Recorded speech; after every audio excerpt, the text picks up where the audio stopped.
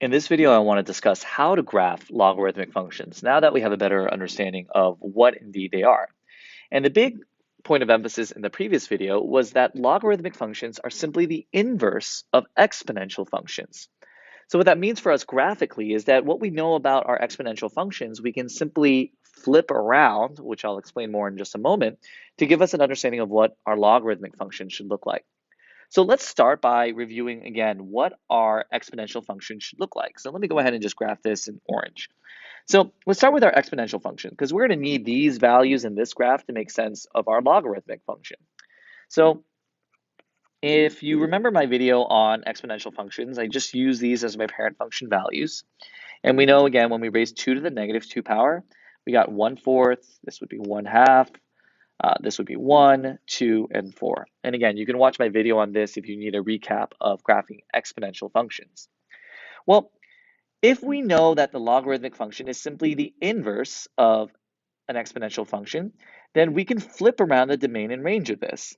And before I do that, it's probably actually a good idea. Let me actually graph out the exponential function so we can see that. So -2 would give us 1/4, -1 would give us 1/2, 0 would give me 1, 1 would give me 2, and 2 would give me 4.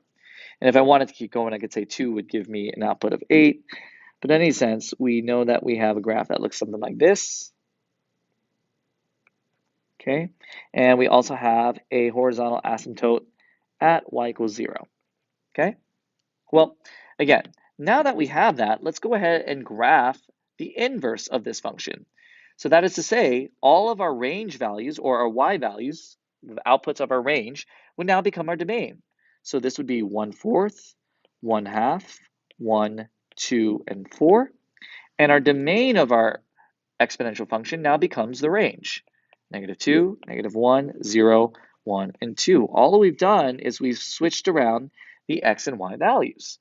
So if I plot these points now, 1/4 gives me -2, 1/2 gives me -1, 1 gives me 0, 2 gives me 1, 4 gives me 2, and if I connect these dots here, we should get something that looks like this. And we can clearly see now that these two graphs are symmetric with respect to the line y equals x, right? It's not the best line here, pardon that, but you can see that it's symmetric with respect to the line y equals x. So if we just kind of take a step back and just categorize everything we know about logarithmic functions, we can say the following. First off, we know that a logarithmic function, let's start with the domain and range. Well, the domain of our logarithmic function is now going to be all values from 0 to infinity.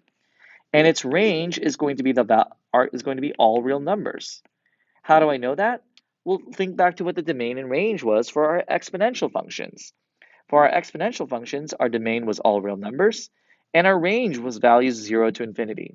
We're going to flip around the domain and range, which now means that this function, our logarithmic function, has a vertical asymptote at x is equal to 0 instead of a horizontal one. And our exponential function had a y-intercept at 0, 1. Now for us, notice we now have an x-intercept at 1, 0. So if you really just remember that the domain and range and everything really for a logarithmic function is what we're flipping around for our exponential function, then you see it's actually a pretty straightforward graph. Just remembering now what that means about the domain and range of our logarithmic function. Since our domain is all values from 0 to infinity, that means that our argument cannot be 0. It must be greater than 0. And that makes sense because there's no value that we could raise 2, in this case, our base of 2 to, that would give us an output that is negative or 0, right? This has to be greater than 0. For that reason, this argument must be greater than 0. And that's what we see that there, okay? So as long as your argument ends up being greater than 0, then you're set. So let's take a moment and let's try to practice graphing some of these logarithmic functions now with transformations. And I won't rehash all the transformations now. I will allow you to practice these on your own. But let me start with one problem that may be helpful where we're actually combining a couple of transformations together. So let's try something like this problem over here. Log base 2 of x plus 1 plus 2. Well, first things first, let's identify the transformations. We have a horizontal shift to the left, 1 unit, and we also have a vertical shift up, 2 units. Now, if we take the original, let me just go back here and just copy and paste these. If I take my parent function values here, let me just copy that and bring that down here. Okay, let's make it a little smaller so we have some space to work with. Oh, I just copy and pasted it in the wrong spot, didn't I? Let me just go ahead and bring this down. Okay, so going back here. So if I've got these as my parent function values, now let's apply the transformation. So let's start with the horizontal. So first off, what do we do for our horizontal transformation? Well, if you recall, we're going to take our argument here, and we are going to set it equal to where our x value was originally, at 1/4. And we're going to solve for x. So this is 1/4 minus 1, which is why x gives us negative 3/4. And therefore, we can see why this is a horizontal shift to the left. And I probably should have written this, left 1 unit. So it's a horizontal shift to the left 1 unit. So we don't have to set our argument equal every single time, but that really helps us kind of hammer home why we're shifting to the left in this particular case. So we can see that we're clearly just subtracting 1 from our x values. So even though it says plus 1, we're doing the inverse operation here. We're doing the inverse operation to subtract 1 each time. So 1/4 minus 1, this gave us, I'm just going to cross this out and make this negative 3/4. 1/2 minus 1 would give us negative 1/2. 1 minus 1 is 0. 2 minus 1 is 1. 4 minus 1 is 3. So those are our new x values with the horizontal shift to the left. All right, now let's try our y values. Well, vertical transformations are always a little bit easier because we can just apply that transformation directly. So in this case, since we're shifting everything up 2, that means we're just going to be adding 2 to our y values. So negative 2 plus 2 is 0. Negative 1 plus 2 is 1. 0 plus 2 is 2. 1 plus 2 is 3. And 2 plus 2 is 4. So now let's plot all of our points. Negative 3/4 gives us 0. So negative 3/4 gives us 0. Actually, before I plot these points, let's make sure that we actually plot our vertical asymptote correctly. Our vertical asymptote was originally at x is equal to 0. But now I have a horizontal shift to the left 1 unit. So this entire asymptote is now going to shift over 1 unit. Now let's plot the rest of our points. Negative 3/4 gives us 0. Negative 1/2 gives us 1.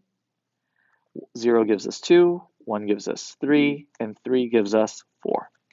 If we connect the dots, we're going to get a graph that looks something like this here. And we can see here, if we compare it to our parent function, we clearly see a vertical shift to the left 1 unit and a vertical shift up 2 units. Now, let's make sure that we know how to find all the rest of this stuff, like the x and y intercepts. Well, how do we find an x-intercept? Well, we start by finding the zeros of the function, which was log base 2 of x plus 1 plus 2, set it equal to 0. Now, I know that we already see the 0 here. Oh, excuse me, not there, right over here. That is to say, we see the x value that produces 0 for our y. I get that. But we want to make sure that we know how to do that in the event that it doesn't appear organically through our table of values. So what we're going to do here is we're going to solve this function by setting it equal to 0. And I forgot my base of 2. So we're going to be solving this logarithmic equation, and we're going to do more of this in future lessons. But to start, let's just start by writing this in, let's isolate our logarithm so that we can get it into exponential form. So this is going to give us negative 2. And 2 raised to the negative 2 power is equal to x plus 1. And 2 raised to the negative 2 power we know is 1/4. And this should look pretty familiar because we just did it right above, right over here. X then gives us negative 3/4 when we subtract 1 from both sides. So our x-intercept is negative 3/4, 0, which we have up here. Well, what about the y-intercept? We're going to evaluate this function. We're going to evaluate this function at 0. So f of 0 is equal to log base 2 of x plus 1, or in this case, 0 plus 1, plus 2. Well, log base 2 of 1, all of this is just equal to 0. See our previous lesson on why that is the case. But 2 to the 0 power is effectively equal to 1. So we have our y-intercept should produce a value of 0, 2, which we see here as well. Now, finally, what about our domain? Our domain here, since we had a horizontal shift to the left 1 unit, our domain now becomes -1 to positive infinity. Okay? I'm going to let you try the rest of these problems on your own time. You could pause the video and work through them, or check your solutions with what I have uploaded. I do want to end on one last note, which is a specific case here. If I were finding something like the y-intercept for this particular function here, so that is to say I'm going to evaluate this function at 0. I just want to kind of talk about this real quick before I finish. Log base 2 of 0 plus 3, well, what is that? That's log base 2 of 3. Now, you might be asking yourself, well, 2 raised to what power would give me 3? And the answer is, I don't know. And I really don't. I don't know off the top of my head what that is, because 3 is not a clean exponent of 2. So what do we write then? We would write just simply 0 log base 2 of 3. This is the most simplified form. Let me ask you this. What is more simplified, or what is more precise? Pi or 3.14? And the answer is pi. That's exact. That is the exact value for this irrational number. What about e or 2.718? And the answer is e. This is the most precise way of writing this because it's the exact value. The same can be said for log base 2 of 3. Don't mess around and write some decimal approximation for this when this is the exact value. That is about as simplified as this gets. Now, if you wanted to graph it, of course, you could put that into your calculator using the change of base formula, which we'll talk about in a little bit. But for our intents and purposes, we would just want to make sure that we plot this somewhere between 1 and 2. Okay, so hopefully that helps graphing logarithmic functions with transformations. Go ahead again, check your solutions with what I have uploaded to Schoology, and again, hope this helped.